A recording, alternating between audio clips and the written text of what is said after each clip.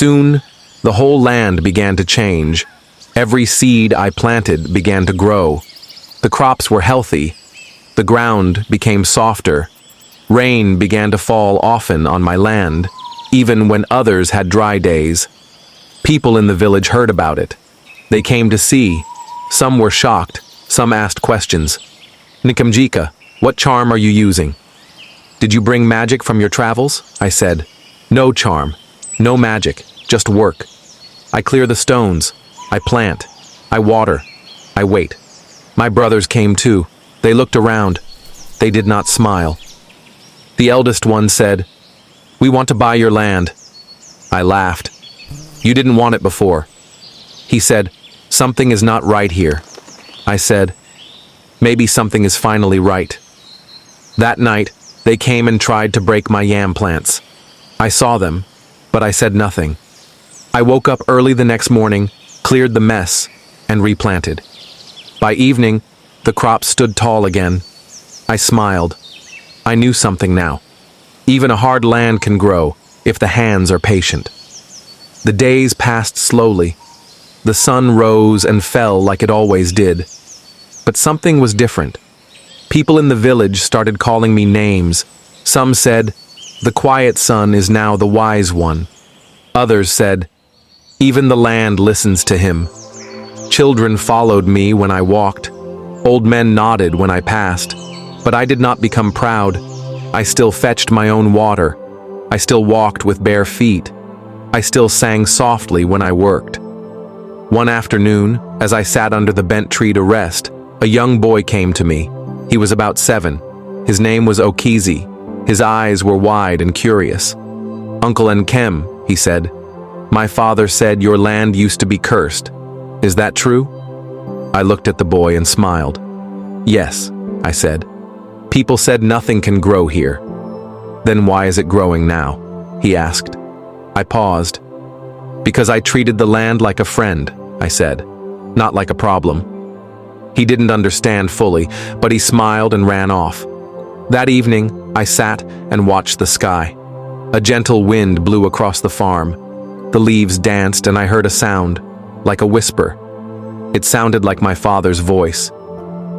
"Nkemjika, you have done well." I didn't move. I didn't speak. I just sat still. Somehow I felt peace. But peace does not last forever. One morning I woke up and found footprints near my crops again. Someone had tried to dig up my yam roots. They had broken a part of my wooden fence. The leaves were stepped on. I knew who it was. My brothers. Still, I said nothing. I went to the stream. I filled my calabash with water. I came back and watered the broken plants. I worked quietly. That afternoon, the village chief sent for me.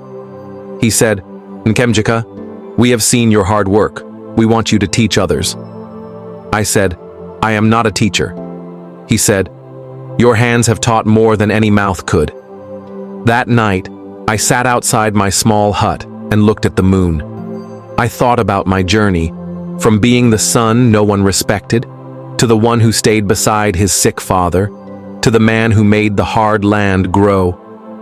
And I said to myself, maybe this land was never cursed. Maybe people just gave up too early. The next few weeks were quiet, too quiet. My crops were growing well. The rains came at the right time. The sun was kind. I even started planting cassava and bitterleaf. Everything I touched seemed to do well. I built a small bench outside my hut and sat there every evening, watching the sky change colors. Sometimes I would see birds come to the farm. They didn't fly away when I walked past. They stayed close, like they felt safe. But I began to feel something strange. At night, I felt like someone was watching me. I would sit outside and the bushes would move, just a little. Not from wind, not from animals, but like someone was hiding behind them, peeking. Once, I shouted, "Who's there?" No one answered, but the feeling didn't go away.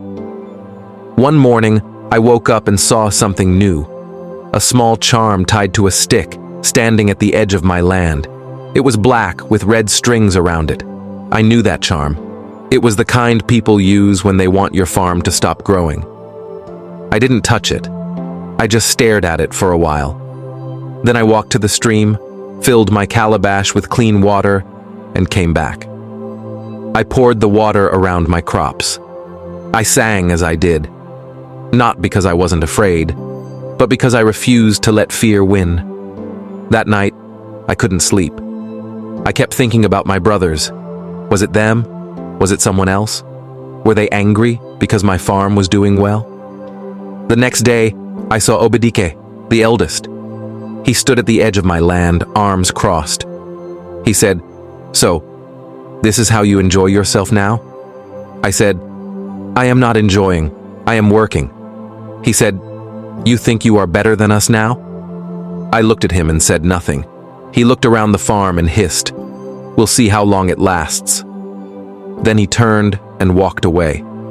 I didn't follow him. I didn't shout. But inside me, something began to shift. I was no longer just the quiet last son. I was someone who had made something grow where no one believed anything could, and some people were not happy about it.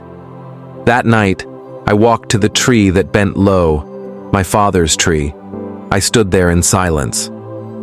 Then I said, "If anyone wants to take this land from me, let the land answer them."